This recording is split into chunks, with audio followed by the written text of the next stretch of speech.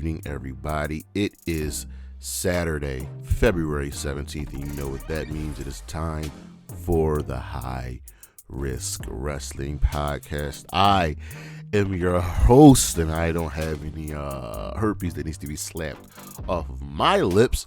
Jeremy Pierce, welcome, one and all. You know you can check me out on the socials, Charismatic Creations on Facebook and YouTube, Charismatic_Creations52 on Instagram, and of course the 215 on Twitter, Coffee, Patreon, all that good jazz. In today's show, well, it is the Ballad of Bayley. Bayley is finally getting a Wrestlemania match after not being on the card for a couple of years, and I thought it'd be fun to take a look back at her career and just see the ups and downs. She's one of my favorite, if not my favorite wrestler, favorite female wrestler in the WWE. But that's what we're gonna go and do today. But for now, you know what's next, so just go on and hit my music.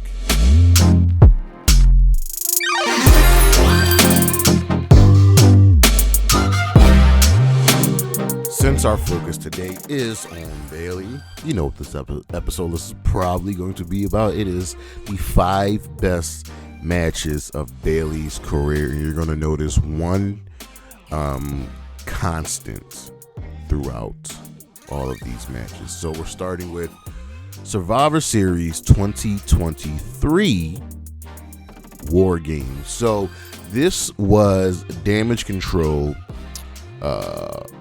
taking on Becky Lynch, Bianca Belair, Charlotte Flair, and Shotzi. There was inevitably going to be a War Games match when you have a female faction.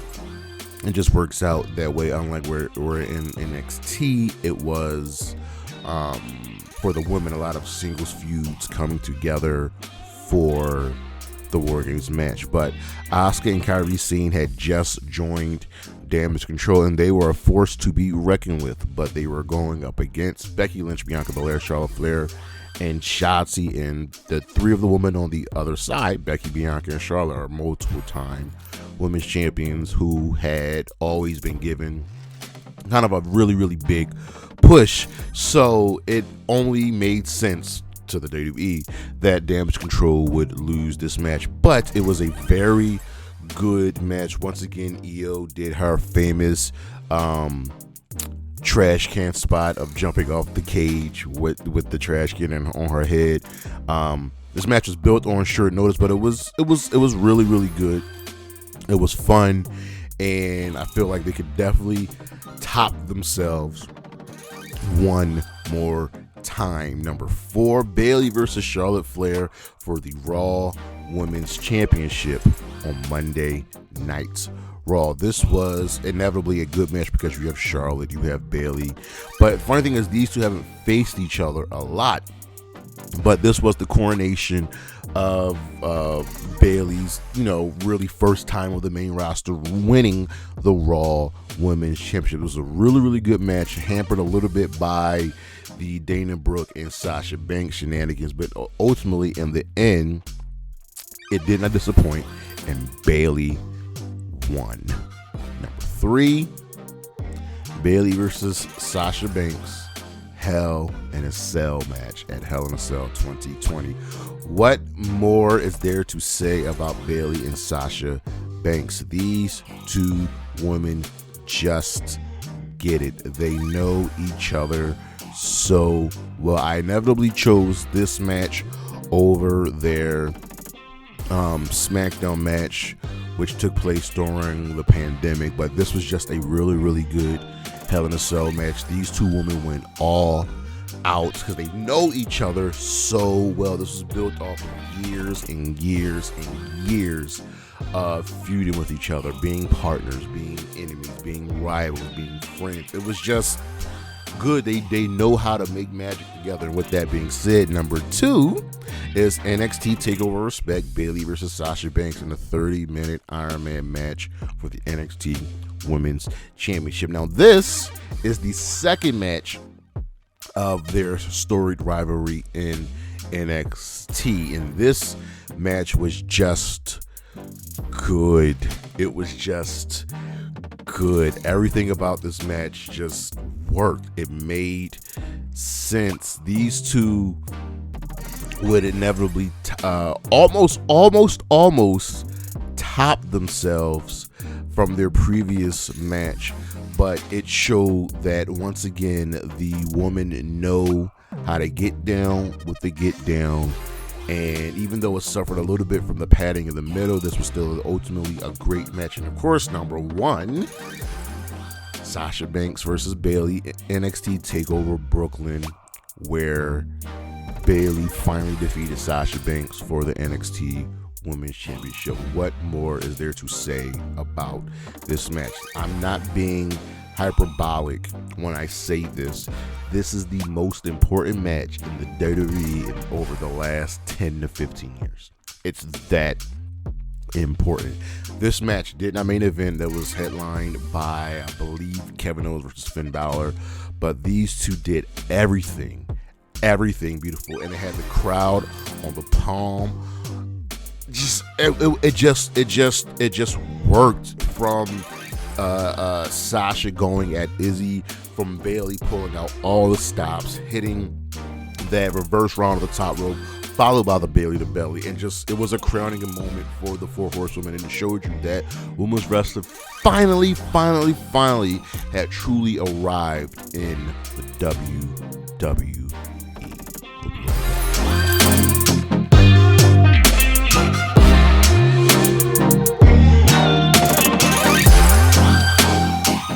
The spotlight is on, it's shining bright, and it is on the man, Becky Lynch, or do you want to go by Big Time Bex? Yes, Becky is at a crossroads here. She's telling the story of, she knows she's great. She knows she's one of the best, but there has been one woman who she's rarely interacted with who has just been dominating over the last year, and that's Rhea Ripley. And now Becky needs to know that she's better than Rhea, that she can beat Rhea Ripley. This is a story she's told before when it was against Bianca Belair. It's a story that anybody can tell when you lose to an opponent. Every so often, you just don't beat them. You need to know you can beat them. Seth tried telling us recently with him versus Cody. The Rock did it with Stone Cold at Wrestlemania. Right now, Becky is running into a buzzsaw that is Rhea Ripley. She has to get through this Elimination Chamber match that features a bunch of other really good women. Ultimately, still think Becky's going to win the match so we can get the Mania match. But right now, Becky needs this match. She needs to tell everybody, to show everybody that she can beat Rhea Ripley. But I think ultimately, she might be in for a rude awakening. We'll be right back.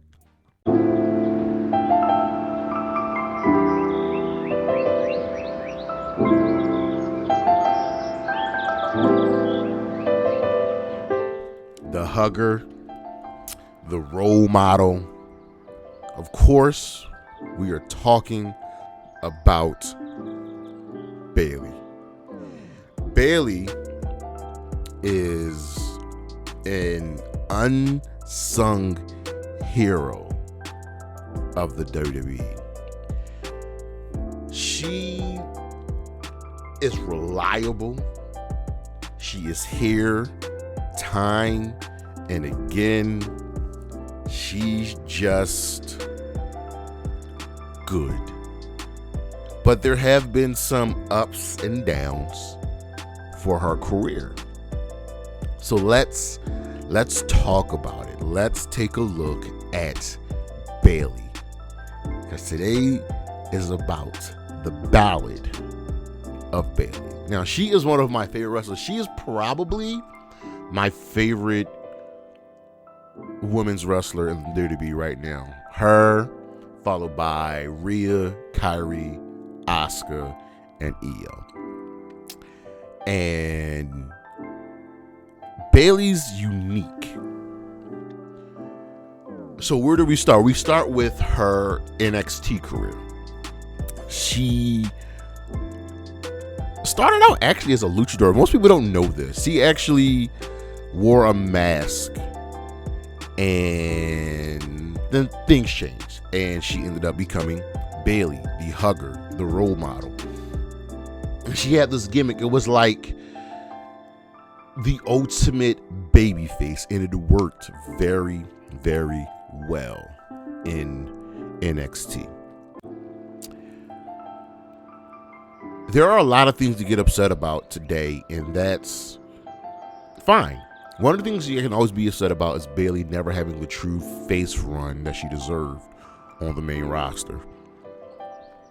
As we talk about her NXT career, it was special. She was one of the most modern, purest of pure baby faces. It just worked. And along with the 4 horsewomen and a few other women in NXT, everything just worked. So we're building up the 4 horsewomen, we're building up Charlotte, we're building up Becky, we're building up Sasha.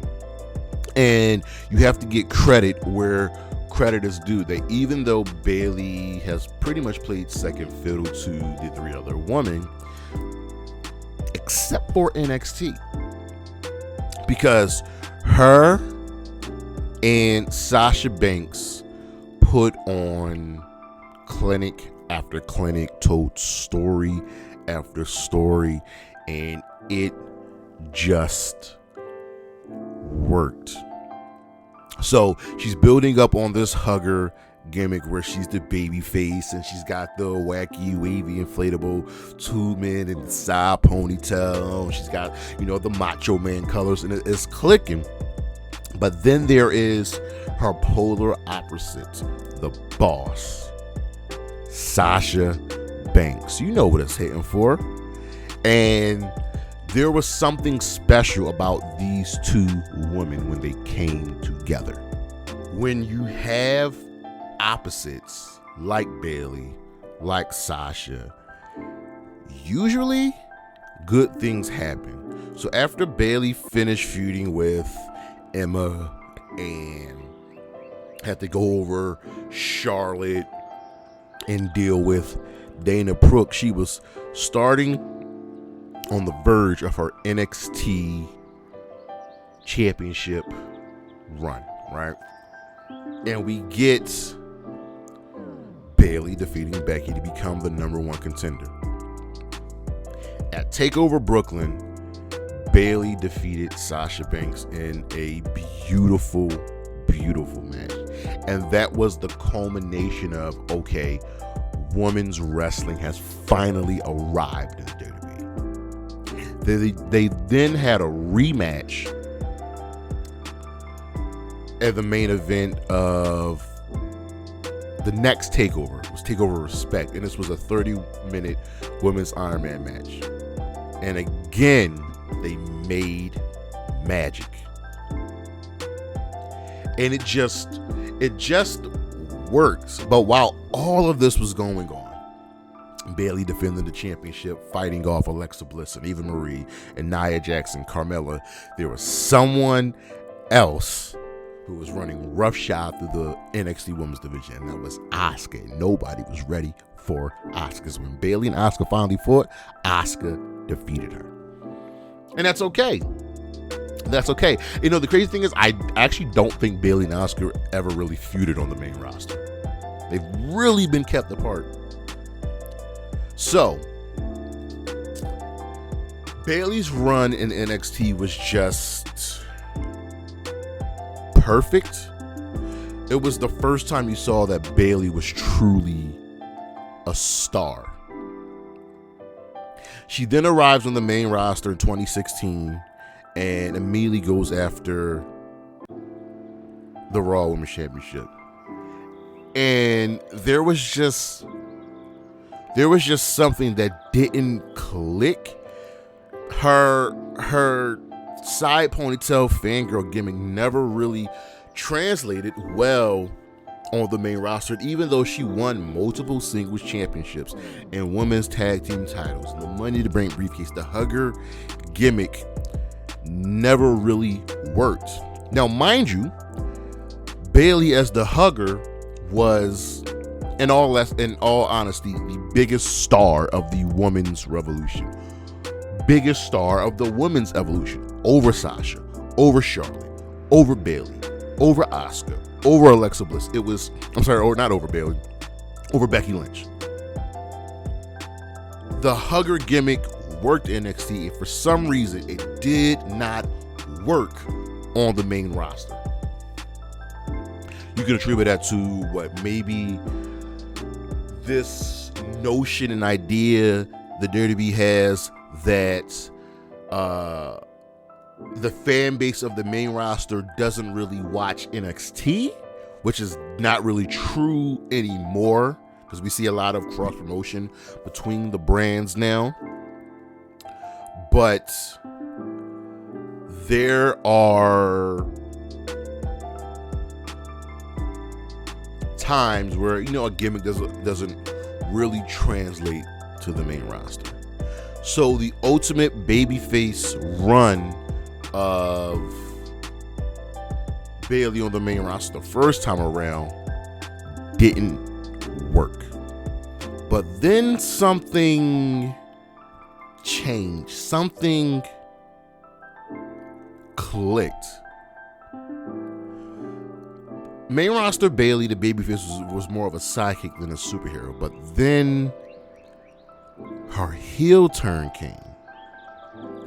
She cut her hair, and she took a kendo stick to the wacky waving inflatable tube guys, and it gave her a new identity. She was now the role model.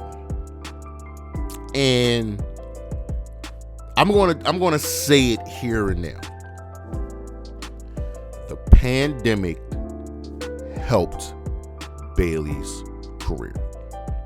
So after winning the tag team titles with Sasha Banks, losing in WrestleMania, there was a change. Superstar shakeup came, and then Bayley was moved over to SmackDown, disbanding her team with Sasha, who remained on Raw. Bayley got a couple W's here, a couple W's there, and then the heel turn. It was a breath of fresh air. It was beautiful. She still wasn't properly appreciated by those running the company, but we, the fans, saw the magic in her heel run. She turned heel by turning on Becky, helping Sasha.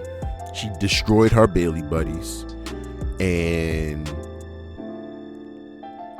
Bayley would go on to win the SmackDown Women's Championship and having feud after feud after feud. And then when the pandemic came, Bayley and Sasha, along with Asuka, helped carry the company. You got more character work. And her little feuds and jips and jabs at Michael Cole just works. And her and Sasha were just a dominant women's tag team. Sasha and Bayley were amazing together. But we could see that the cracks were there. Bayley became the longest reigning SmackDown Women's Champion. Her reign lasted 380 days, but Sasha was getting jealous.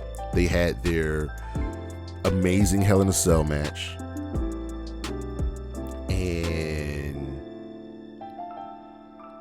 finally Bayley lost. Bayley entered the Rumble. There was an awkward match, so on and so forth, and she tore her ACL. She was out for 9 months, and things kind of just moved on. Now, I missed Bayley. It's my girl. SummerSlam 2022 came, and then she returned and gave us Damage Control. And Yes, they lost a lot. They won the tag team titles, but it was ultimately used to elevate Io Sky because Io Sky needed to be elevated. Y'all don't know how good Io Sky really is. Then we get to now, today.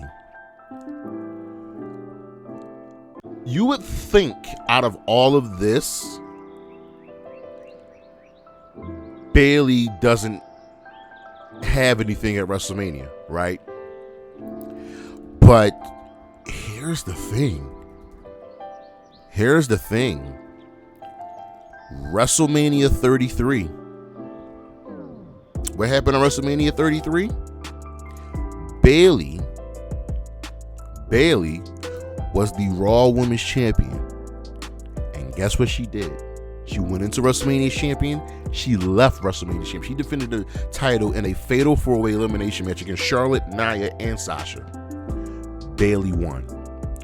Who remembers that?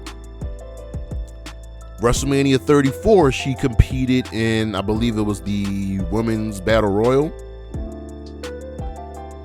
That's okay. You know, you gotta get everybody on the card. Bayley had wins at WrestleMania, but who really remembers that? And now we get to her winning the Royal Rumble. The cracks in the armor of Damage Control really started when Kyrie and Asuka joined Damage Control. And we knew what was coming. The writing was on the wall that they were going to slowly start pushing Bayley out of the group. And they were constantly making fun of Bayley. They were constantly not going with Bayley's plans. But that's okay, because we knew where things were going. And when Bayley caught Asuka, Io, and Kyrie talking about her decision was made. Then she started talking to them in Japanese and made her decision to face Io Sky at WrestleMania. See, here's the thing about Bayley. She's always been the unsung hero of the women's division. She's always been there when you needed her. I cannot tell you how many times she lost to Bianca Belair just to elevate Bianca Belair, much to the chagrin of many. I cannot tell you how many times she's gone through bad feuds. Remember Bayley, This Is Your Life with Alexa Bliss, a horrible, terrible feud. And she had to play second fiddle to women that she's just better than. Like, let's be honest. Alexa Bliss wishes she was as good as Bayley. So now we have Bayley getting another shot. And mind you, Bayley has always played second fiddle to the rest of the horsewomen. Always. She's always played second fiddle to all the horsewomen. The only true time where she's really gotten her her fair shake is when she's been with Sasha. But Sasha, now Mercedes Moné, is in another company. It's time to put some respect on Bayley's name. Not from people like me that knows how good Bayley is, but from everyone else. And I'll throw in Io there. I've talked about Io so much, and people are going to sleep on their match, but give them the time, and if you let them tell the story, Bayley and Io will put on a banger of a match. Will Bayley finally get her crowning moment? That even though she has multiple wins at WrestleMania, no one really remembers that. There's no Becky Lynch blocking her, and there's damn sure no Charlotte Flair blocking her. It's time for Bayley to get the face run that she's earned, that she deserves. Will she bring back the Bayley to belly, the diving elbow drop? Who knows? Never been the biggest fan of the rose plants. Not a great finisher. But Bayley can make most things work. I'm ready. I am ready. I am ready. I am ready. That's our show, ladies and gentlemen. Thank you for listening. Thank you for watching. Next week, we got a list of returns I'm most excited for. We got another Flashback Friday. We're going to do the Elimination Chamber preview on Friday, seeing as how the show airs at 5 in the morning on Saturday. So we're going to try to get that preview out to you early. We got What Just Happened coming Sunday. Actually, might even do What Just Happened that Saturday after the Chamber. Just knock it out. We got the recap every Sunday. We got Wrestling Reddit content. We'll get some more shirts up. I'm gonna figure what to do about this website. I'm having a hard time. I'm struggling. But don't forget to check out the socials. Charismatic Creations on Facebook and YouTube. Charismatic_Creations52 on Instagram. And of course, the 215 on Twitter. And as always, Bayley, Chris Statlander, Willow Nightingale, Olive Dawn, Gigi Dolan, and Anna J. Holla at your boy. Peace.